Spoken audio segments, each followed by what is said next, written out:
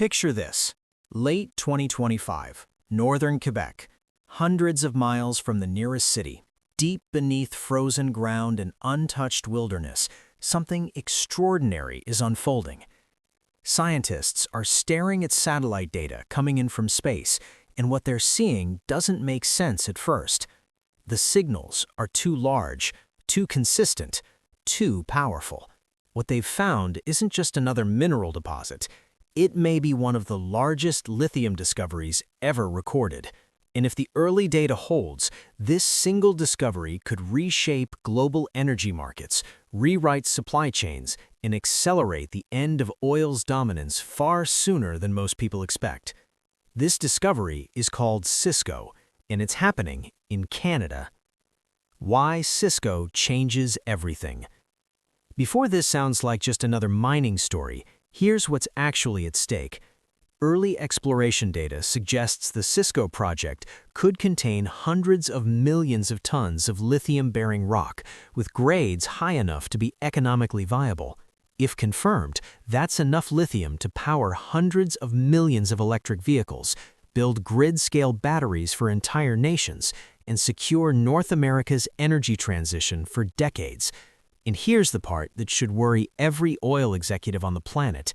This isn't happening in a fragile state. It's not in a geopolitically unstable region.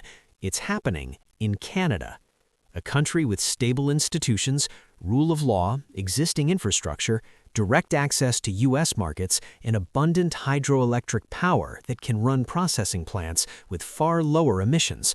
But to understand why this matters now, we need to look at what's happening to oil demand in real time.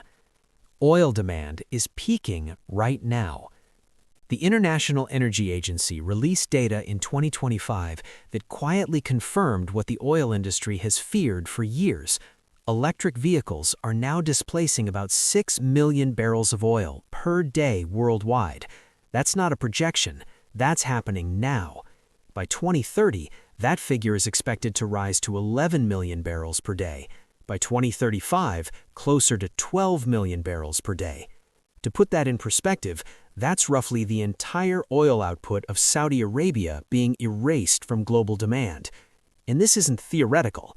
In Norway, nearly 9 out of 10 new cars sold are fully electric. In parts of Europe, EVs now make up a third or more of new car sales.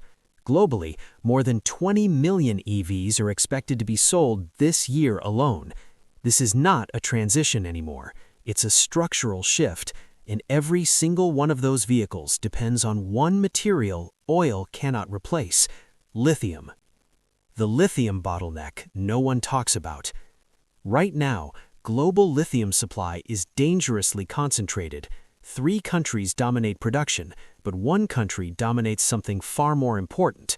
China controls roughly 60% of global lithium refining capacity.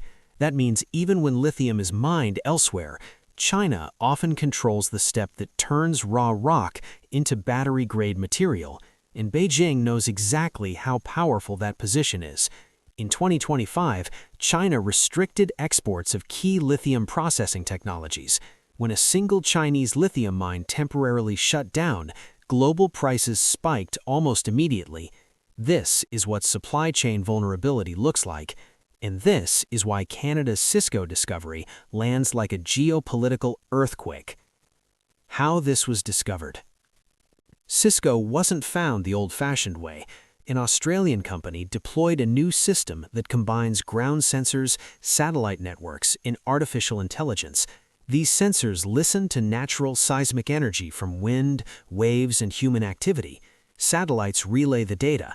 AI models map what's underground before drilling even begins. When drilling finally started, the results stunned the industry. Massive, continuous lithium-bearing formations, high grades, wide intercepts, not narrow veins, not isolated pockets, a system that appears large, consistent, and still open in multiple directions, enough to justify accelerating exploration ahead of a full resource estimate in 2026. Canada's quiet advantage.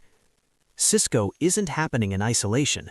Northern Canada is rapidly emerging as one of the most important lithium regions on Earth.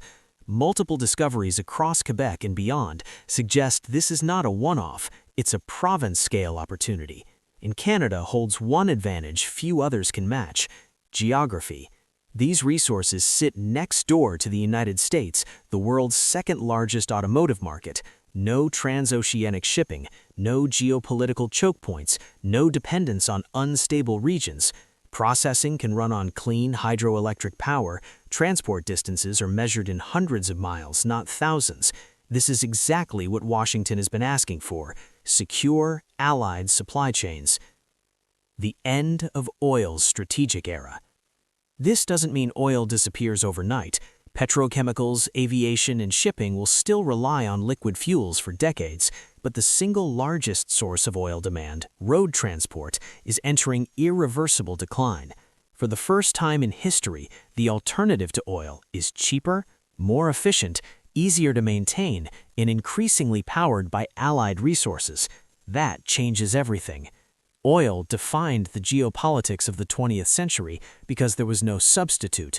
Lithium breaks that dependency, not instantly, not completely, but structurally. And unlike oil, lithium is geographically distributed, making long-term monopolies far harder to sustain. The bigger picture. Canada is positioning itself at the center of the most important industrial transition of this century, not through ideology, not through speculation, but through geology, infrastructure, and timing. As oil demand peaks and declines, lithium becomes the resource that determines who builds the future and who buys it from others. Cisco may not make oil worthless, but it signals something just as important. The era where oil decides global power is ending, and the era where battery materials decide it has already begun. Canada just found one of the keys. Closing. If this breakdown helped you understand not just what's happening, but why it matters, consider subscribing. We focus on the shifts that actually shape energy, economics, and geopolitics long before they hit the headlines. Thanks for watching.